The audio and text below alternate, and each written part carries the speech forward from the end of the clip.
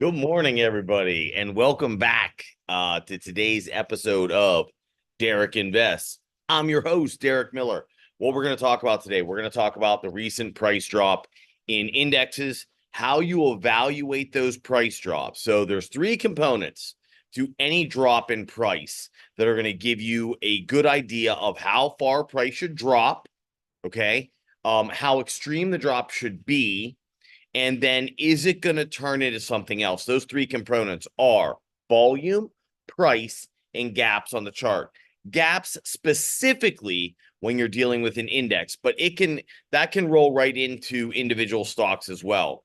And to do that, what you have to understand is the construct of the stock market itself and how it works.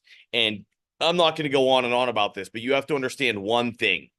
Institutional buyers and sellers, if they are looking to buy more of something, they want to institute fear as quickly as possible in the retail, the less knowledgeable hands of the stock market, so they can buy up more stock and take us to a higher price. When they are looking to distribute and actually do a longer term sell, it will take more time. They'll sell a little bit, price will drop, then they'll allow it to pick back up, then they'll sell a little bit and a little bit and a little bit and a little bit and a little bit. So if you understand the idea of wanting to buy more by creating fear with precipitous drops, and if you understand that if you want to sell off, you want to sell at the highest price for the longest time that you possibly can, if you run off of that baseline knowledge, then you can have an idea of what you're looking at when you go through something like what we're going through this week. Now, you have to realize that price drops can pick up steam, and they can pick up steam for several reasons. One can be that the trend followers jump on it and they start writing it down. Another can be that retail, actually, that fear does get instituted and they do sell out. Initially, what will happen is retail will go right to the buy more, buy the dip mentality. So your first spike in volume, which is your first highly active day or 4 hour or 1 hour or 5 minute, whatever scale chart you're looking at, that first big spike is that buy the dip mentality. Okay. And what you have to do is evaluate it after that. So we're going to evaluate the price drop of this week. And then we're going to talk about the three pillars of making any investment or trade, which is risk management, cash management, and investment management. Okay. You should know what those three pillars are and how to utilize them, but they work in tandem with your price, your volume, and your gaps.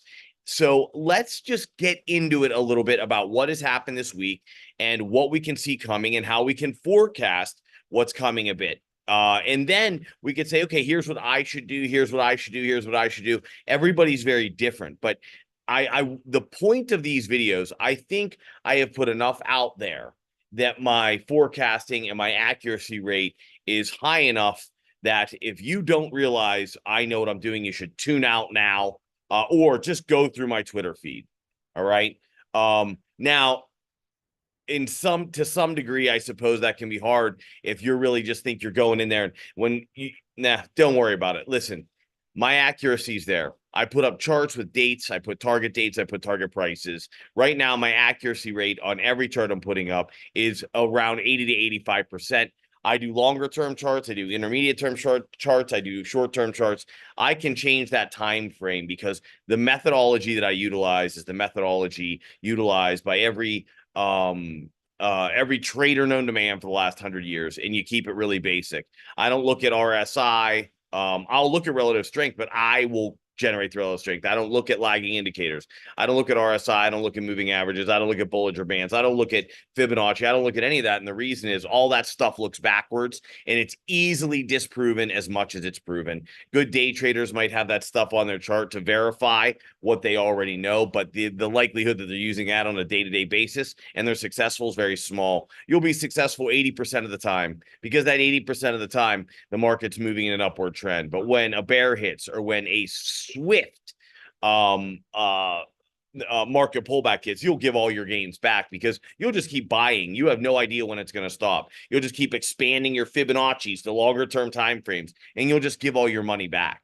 And if you're doing that and you know you're doing it, you need to contact me and ask me about what I do and how I do it, because that's going to continue to happen to you until you understand why and how a market moves the way it does, which is what today's lesson is going to be on. Today's going to be more about showing you what to do rather than when it's going to happen and how it's going to happen, and just giving you these price points, which I do almost every day of the week. So let's get over and take a look now.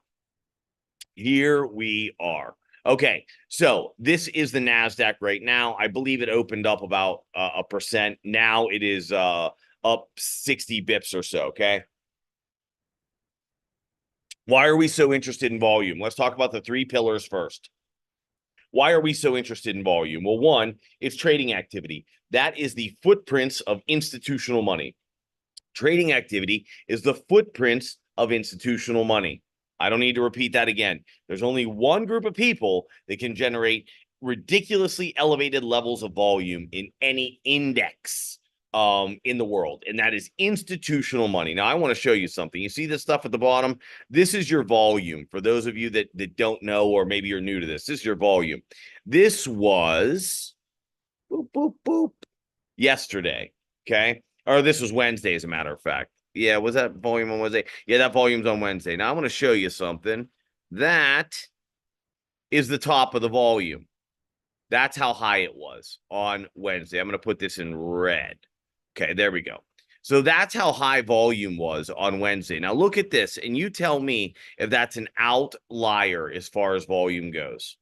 Most definitely it is. And that outlier has come on a price drop, so a precipitous price fall. Now, if we go through and we evaluate volume on this chart, this is a 30-minute chart, and we're looking for average volume, notional now. Just what is the average volume here? Probably somewhere about there. Now, what you're going to notice, and what anyone should notice, because again, you're just using your eyes.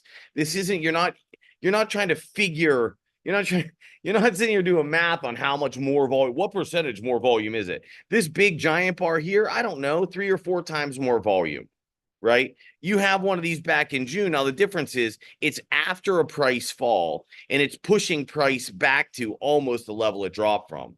That's this bar right here. All right. And see that dotted line? That's how high it was on June, or maybe that's May. Yeah, that's May 31st. Okay. But it's pushing price almost back up to that what was support. So what was support here would be here. It's pushing it back. It got it back to that level. All right. So that tells you that's that buy the dip mentality that takes place. Now, what we notice now as we look back here, these bars are all relatively low. They're close to average, right? Some of them are maybe 100% higher. And this is getting you all the way back into May, by the way, the beginning of May, May 3rd. All right. But what you see here, what you see in this block, it doesn't look like that at all. Right. I would say if you were saying what's the average volume here, it's increased significantly, probably double, maybe triple. This started, I would say, probably right here on July 11th. Okay. Now, so what we see now is we see big volume. We see a lot of trading activity. So we see a footprint of institutions. Now, what we want to know, institutions, if they are selling to get us into a real correction, they're going to drip sell. They're going to sell real slowly to keep price elevated for a time period. They want to keep it up there so they can sell as much as they can at the highest price possible. If they're looking to institute fear, they're going to drop price precipitously. Bang, bang, bang, bang. Because, oh, and then everybody out there that thinks they know what they think they know what they're doing, but don't. And they get scared easily and quickly because they don't really understand what's going on. And by the way, that's how emotions are evoked in anybody. When you don't know how things work, when you don't understand, how things happen, you get scared because now it is something that you can't define. So when we look at this and we look at how prices dropped, and this starts on, let's just say the absolute high would have been July 11th, interestingly enough. As price drops, did it drop slow or fast? So from July, this is actually July 11th, from July 11th until today, the 25th, so 2 full weeks, about 10 trading days, has price dropped fast or slow? I would say very fast. Okay. This is a very fast drop. You're sitting up here at 504 a couple of weeks ago. Now you're down to 456. You've dropped 10%. You've dropped 10% in 2 weeks. This is a fast price drop. And it's eating a lot of people up because they don't know what to do. They're just trading on moving averages and Fibonacci and so on and so forth. So what do we know? Well, okay, so price dropped very fast. It's dropped on high volume. So we have institutional players that have created the price drop. The price drop is very fast, so obviously intentional. So we know there's supposed to be an emotion here. We know we've had to buy the dip mentality, which institutions are well aware of too. I think everyone in the world is well aware that everybody thinks the market is just going to go up, up, and up when that is not how a market works. So what would they do? If you knew all that and you were somebody trading against that person, what would you do? Well, you would drop it. And as they invoked their buy the dip mentality, then you'd really hammer them. Then you really sock it to them because now the real fear sinks in because now they go, what the heck was that? I thought all we had to do was buy. I thought every time it dipped, we just buy. Well, now that's not the case, is it? That's not what you do, because if you just buy, what happens? Well, there's three pillars that you have to follow: cash management, risk management, and investment management.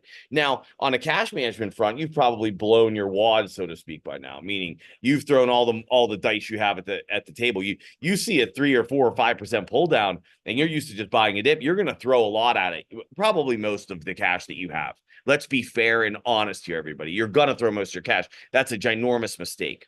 And why is that a mistake? Well, because if you understand that price was dropped precipitously and quickly in order to invoke a response, which is why this gap exists, what's the easiest way to move price down, folks? Or up, for that matter? If you don't have the steam to do it, if you don't have the sellers or buyers to make something happen, what do? Gap it. Gap it. That'll invoke some selling. And then when some selling occurs, people are going to start going, oh, buying opportunity. Everything's a buying opportunity, right? So they come and they buy. And that is why on the way down. So here's your first price drop. Look at that. Volume came way up here where this dotted line is, just on a nothing pullback from 505 to 492, 2%. Look how many people started buying. Hold on. Let's get to make it accurate. On the dotted line, look at that. Everyone starts buying that at that rate on a 2% pullback. It comes back up, and then here you go. You gap down. Whoa, look at volume there. Boom. So you know how many buyers there were at the open on that day because it gapped down that way? A lot of buyers on the open. And then here's some more volume, right? Now, volume is starting to dry up.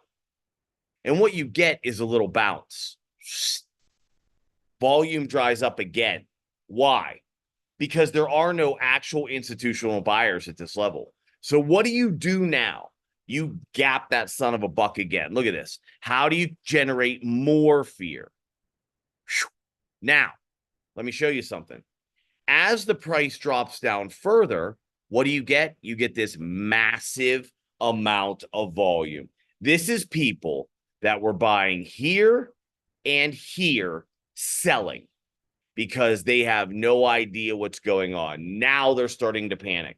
Now we're down 7 and 8%. In fact, we're about down 10% as we speak, right? So we're down 10%. Oh my gosh.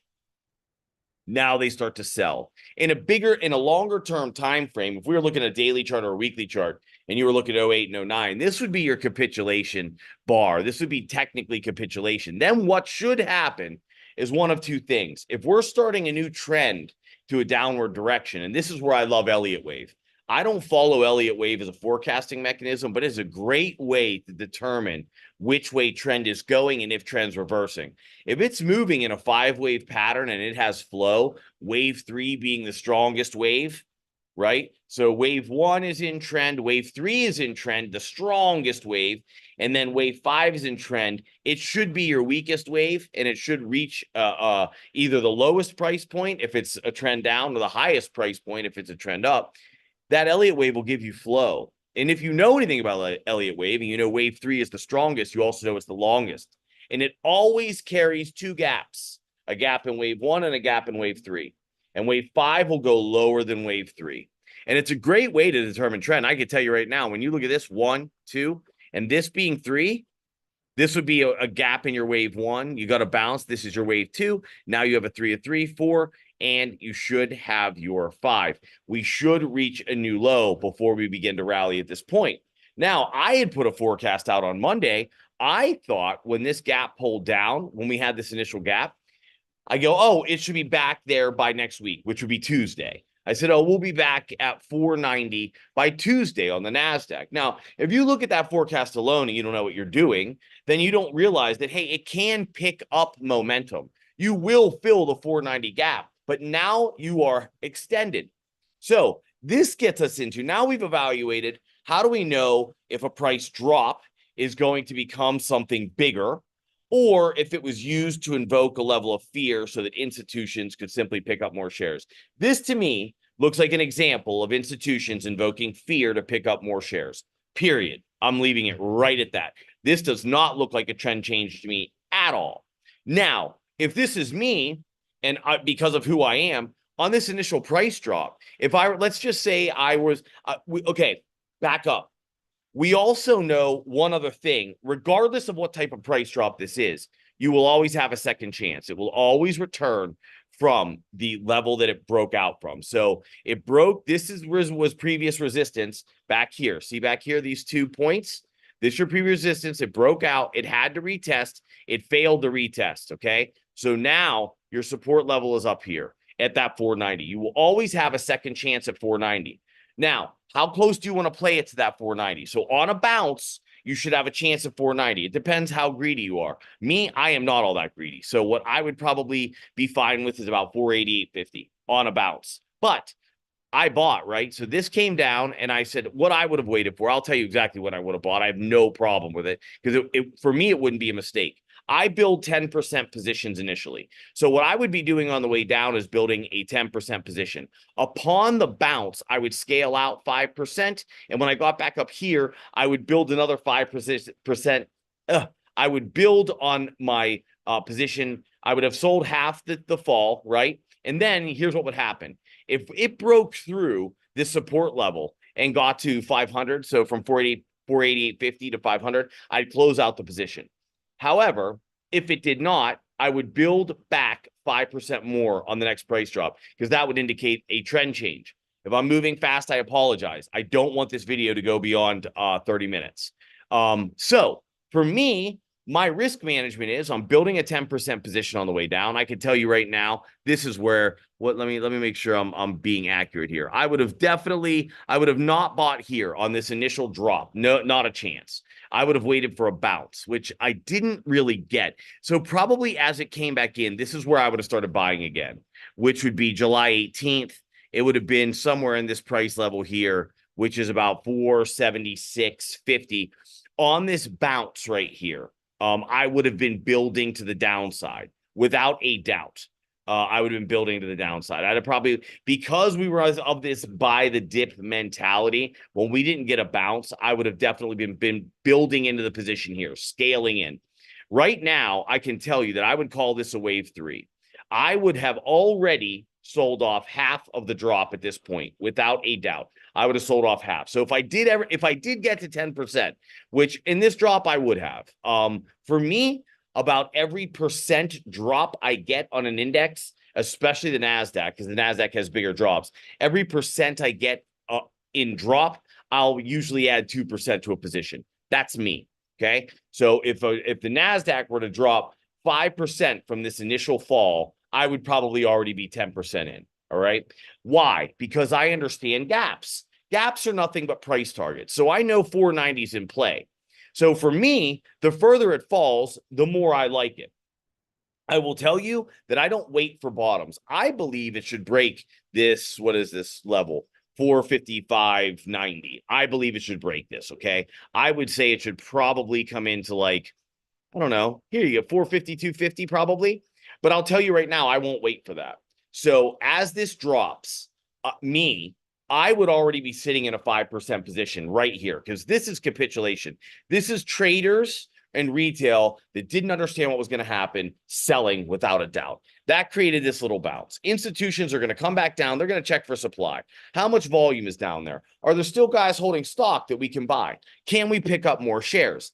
So what I'm going to look for now is volume to drop. If it gets if it gets down to this average volume level down here, this bottom red line, then I would pick back up 5%, but for the rise. Now, how funny is that? I'd have 5 short at that point, and I'd have 5 long at that point. I'm in a neutral state because what's going to happen is I'm not going to buy into the fact that this is a rally yet, right? But I know we're going back to 490. And this would be for an intermediate term kind of swing traders, the way they would trade. This would be intermediate term. If you're day trading, it would be different than this. Most of the people that work with me are intermediate term and long term. Day trading right now, this would be the funnest game in town. I would be having a ball. I am having a ball, as a matter of fact. In any case, so I would be 5% long once if volume dries up and it breaks to a new low. And when I say breaks to a new low, if it hits 454, I know there's another 1.5 that's probably likely. I'm taking it. I'm going 5% in long. Once it fills this gap, it'll have another pull down. So I would sell off the short position. As it pulls off this gap, I would sell another 2.5 of the short position, let the long run, or put 2.5 in, depending how well it trades. Then as it comes up and fills this gap, it's going to get some pull down again. Once it pulls down again, now it looks to me like this is going to be a trend change. So I would eliminate the short altogether. Would my short trade be profitable? Extremely profitable. And now I have a long running. And so I either have 5 or 7.5% sitting in my long at this point. As it rallies through, when it gets here, I'm going to sell off half my long. It should pull back. I'm going to do nothing. It's going to rise to a new price. I'm going to wait for the retest of previous resistance, would be right here at 503. Okay. Now, I hope this made sense to you. Your gaps are used as price targets. And you need to remember something. A gap is like driving down the highway. The further so your exit's back there at exit 57. The further you get away from exit 57, the more dramatic you're going to have to get back to. So if you get to exit 60 and you only have 3 minutes to get back to exit 57, whether you turn around at exit 58, exit 59, or exit 60, you only have 3 minutes to get back to exit 57, period. So if you only have 3 minutes, the further I get away, the sharper my U-turn and my drive back is going to have to be. Okay. The closer, the longer it takes. So do I get concerned when a gap doesn't fill immediately? Absolutely not. It just means that it's going to have to be a sharp U-turn and a fast move. And this also helps you evaluate the market itself. See the gap back here? I'm going to have to jump off here. And I hope this lesson was informative. And I'm going to follow up on this lesson. I'm going to do a little series over the weekend. See these gaps? Guess what? They're filled now. How dramatic was the U-turn and the drive back? It took 10 days. It took you from June 4th until, July 11th? June 4th to July 11th. It took 5 weeks. It took 5 weeks to get here. It took 2 weeks to return. There you go. That's my point. Okay, I'm going to stop the share here. Look, guys, I hope this lesson taught you something. That was the point of this lesson. And remember, if you're not good up here, you're not good anywhere.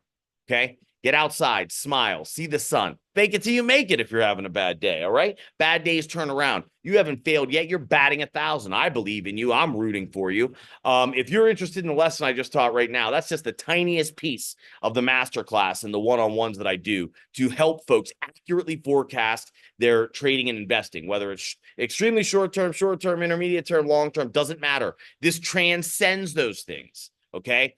Remember, every day above ground is a good day. Thank you all so much for joining me. I hope you enjoyed that.